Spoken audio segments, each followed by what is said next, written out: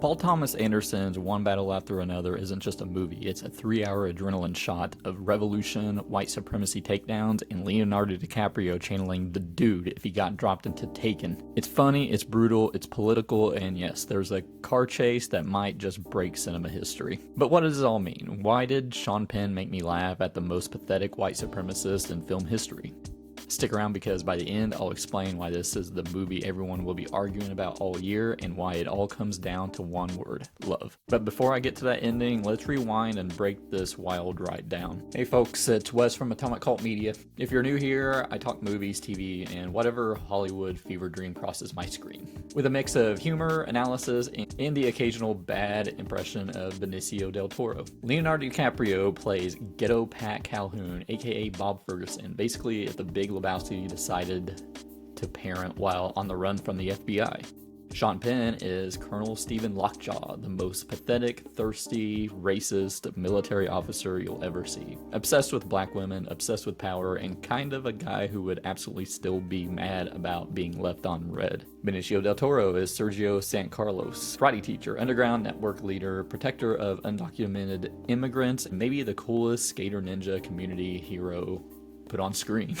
Regina Hall is Deandra, French 75 revolutionary with one of the most subtle yet powerful performances. And Teyana Taylor as Perfidia Beverly Hills, Willa's mother, revolutionary turned rat, and source of generational trauma and rebellion. Chase Infiniti as Willa, making her debut, holding her own against DiCaprio and Penn, which is kind of insane. But PTA just doesn't give us characters, he hides ideas in the corners of every scene, so let's talk of Easter eggs. Talk about the noise triggers and tone policing. There's like this running gag about Josh, the white geek who gets stuck on theory while everyone else is busy trying to survive. PTA is clearly poking fun at the revolutionary who love books but hate praxis. And yet, like the whole racial dynamic of it, Bob is immediately trusted by minorities but not by so-called allies. So an intentional jab at the new revolutionaries and what they stand for. And there seems to be some subtle nods to Grand Theft Auto, overhead shots after robbery, slow burn chases that feel like even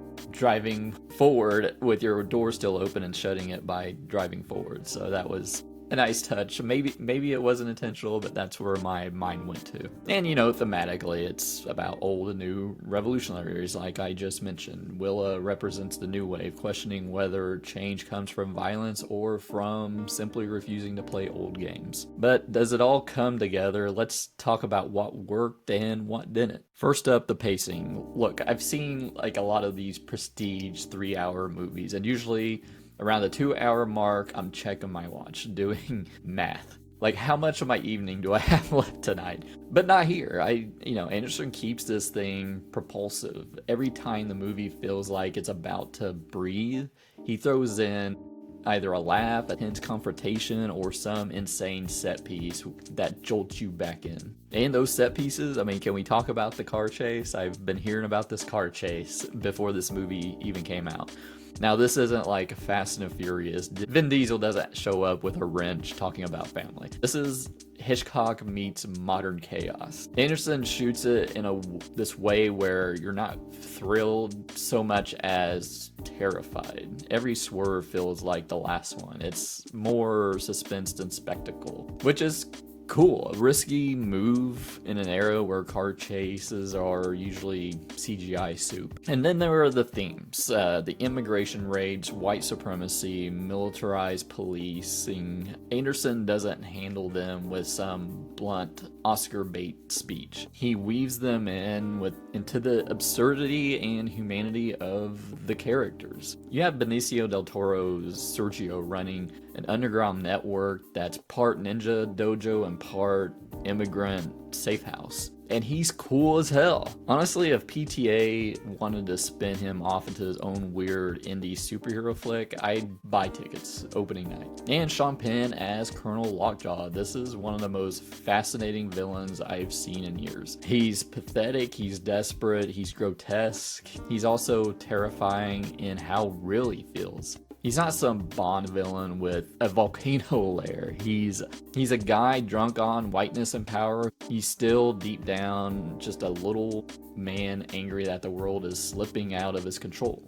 And Penn, who I had kind of written off lately, just nails it. I was equal parts laughing at him and kind of creeped out by him. DiCaprio, though, my God. Bob Ferguson is basically the dude if you swapped the white Russian for anxiety meds and gave him a teenage daughter. He's shambling, he's clueless, he's got this weird tenacity, though. And seeing him caught between the butt of every joke and this reluctant revolutionary, it's the most alive work Leo's done in years, I feel. And Regina Hall.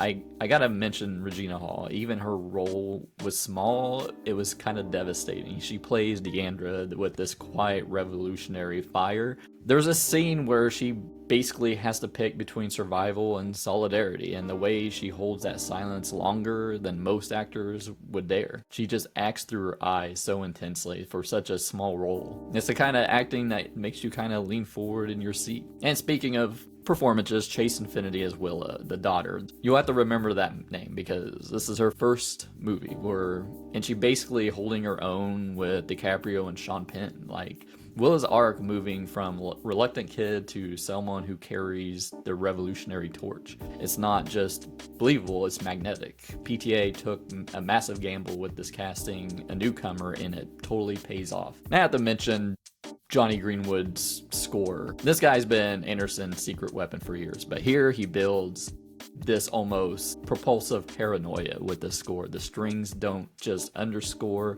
they kind of drag you along like you're being pulled into the revolution whether you're ready or not. If you're digging this review so far, maybe hit like and subscribe and check the playlist below for more movie reviews, and check out our Patreon as well. Now, this is the ending explained part of the video, so of course there's going to be spoilers until this timestamp below, and if you've seen the movie, I suggest you watch this and let me know what you thought in the comments below. And let's talk about the ending. It's the part where people are going to be debating for months. And yeah, full spoilers ahead. So, the password scene. So, Willa finally gets separated from Bob and ends up in the custody of Colonel Lockjaw's forces. The whole movie, the revolutionaries have been using passwords as a way of signaling trust. It's their code, their shield. But when Bob finally makes it to her, she doesn't even bother with the password. She just looks at him and says, "I know it's you." Now, on the surface, it might be, the sweet father-daughter reunion, but thematically, it's Anderson saying the next generation doesn't need old codes, the old systems, even old revolutions. Willa trusts her gut. She doesn't need passwords. She doesn't even need structures. She's already carrying the movement forward in her own way. And Bob, the stoner dad turned reluctant revolutionary, finally earns her trust by not being some action hero, but by basically just showing up, and that's huge. And Colonel Lockjaw's pathetic downfall. This guy has been building himself up all movie long as the face of white supremacist power. He's ranting, he's scheming, he's projecting all his securities onto his racist ideology. And how does he go out? Not in a blaze of glory, not with some epic duel. He's humiliated. He's taken down by the Christmas adventurers, literal civilians, people outside his system, who expose him as weak, powerless, and laughably small. It's Anderson stripping away the myth of white supremacy. Lockjaw isn't a monster. He's a clown who got way too much power, and when that power slips, he's nothing. Honestly, it reminded me how PTA handled Daniel Plainview in There Will Be Blood. You end with a man who's terrifying, but also pathetic, and that's kind of the point. So where does this leave Willa, who's basically become the stand-in for a new generation of revolutionaries? She's skeptical of violence, skeptical of her mom's betrayal, and skeptical of Bob's bumbling, but she still chooses to step forward. The final shots of her holding her own, not hiding behind anyone, tell us the future belongs to her, and it's not going to look like the old fight. It's going to be something different. Bob, meanwhile, is left on the couch. Literally, he's bruised, he's battered, he's smiling at his daughter. That's his revolution, not overthrowing the system, but knowing he did enough, giving Willa a fighting chance. It's small, it's personal, but it's also deeply human. And that's where Anderson lands the plane. The whole movie is asking, do we fight with hate or do we just become another Lockjaw, screaming into the void while the world moves on? Or do we choose love? It's messy and imperfect and sometimes passive, but real love that carries into the next generation. And Anderson's answer is clear. Love wins, not just some cheesy Hallmark way, but in the quiet, stubborn, and persistence of people who keep showing up. Willa doesn't need passwords. Bob doesn't need to be a hero, and Lockjaw doesn't need to be feared. The revolution isn't about violence, it's about survival, trust, and yes, love. So overall, I think this is a modern masterpiece. 5 out of 5, my favorite movie of the year so far. And PTA, he's firing on all cylinders. It's funny, it's brutal, it's political, and it's deeply human. It's a film about fathers and daughters, about old revolutions making way for new ones, and about the eternal question, do we fight with hate or do we survive with love? So yeah, it's a modern classic, and honestly, I think we're going to be talking about this movie for years, so check it out in the theater, honestly. Don't wait for streaming. Check it out in the theater. I implore you to. But what did you think of One Battle After Another? What's your take on the ending? Let me know down in the comments below. Click here to subscribe and click here for other movie reviews in this playlist. And I'll see you later. Bye.